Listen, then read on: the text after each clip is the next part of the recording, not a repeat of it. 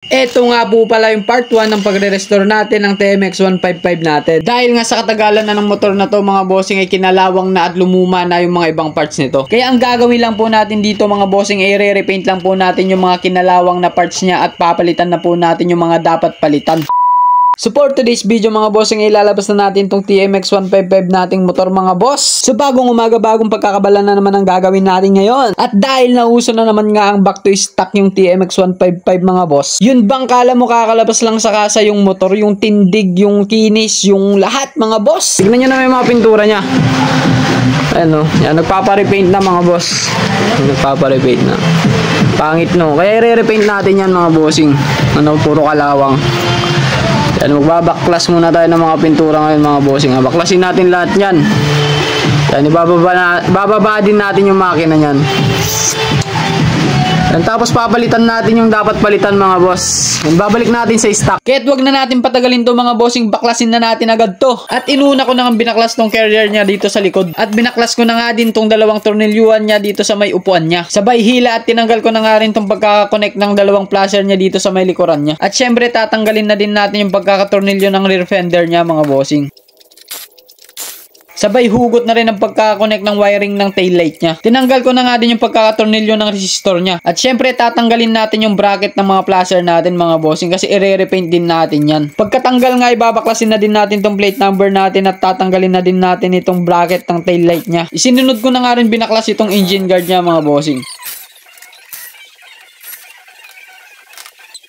Tatanggalin na din natin yung brake arm niya sa likod at tatanggalin na din natin yung manubela niya.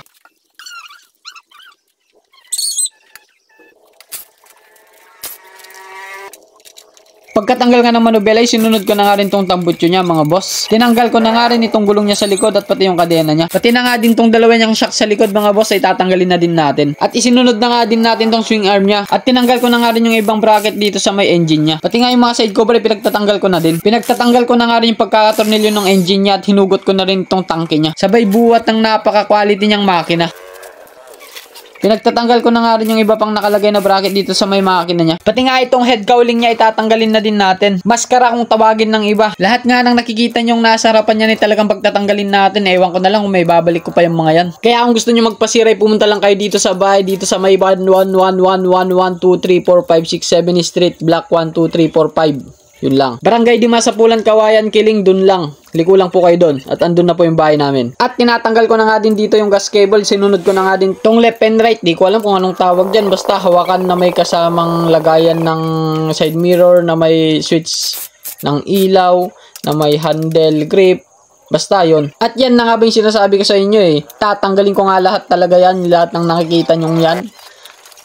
Kamupong. Pati nga itong napakatino niyang pagkakawiring na parang spaghetti pababa pataas yan, tatanggalin na din natin yan. Pati yung power bank niyang fast charger, tatanggalin na din natin yan. Pati nga itong hingaan niya, tatanggalin na din natin yan, itong air filter niya mga boss. Kasama ng bumuburok-bok niyang karburador. Pati dalig. Apay niya aramidang barokungan, pay kasta yamang perditi motor. Nagwapo ka kastamot yung ubram. Gusto ata garod. At malapit na nga tayo matapos sa ating ginagawa mga bossing. Ay, sa ating pagsisira pala. Yan mga boss, so ito na nga yung mga pinagbabaklas natin mga bossing. Ito na yung TMX natin yan, no? Bakla-baklas na. Ewan ko kung may babalik pa natin to. Ganito na itsura niya. Yan, pero yung mga ibang parts niya mga bossing, wala na, tinabi ko na para bawas kalat. Sisimulan na natin magbabaklas ng mga pintura. Yan, i-repaint natin lahat yan. So yun, G, ayun yung carb nyo. Yan, nandito na yung chassis niya. Wala na. Hindi ko na alam paano buuin to. So, yon, let's G.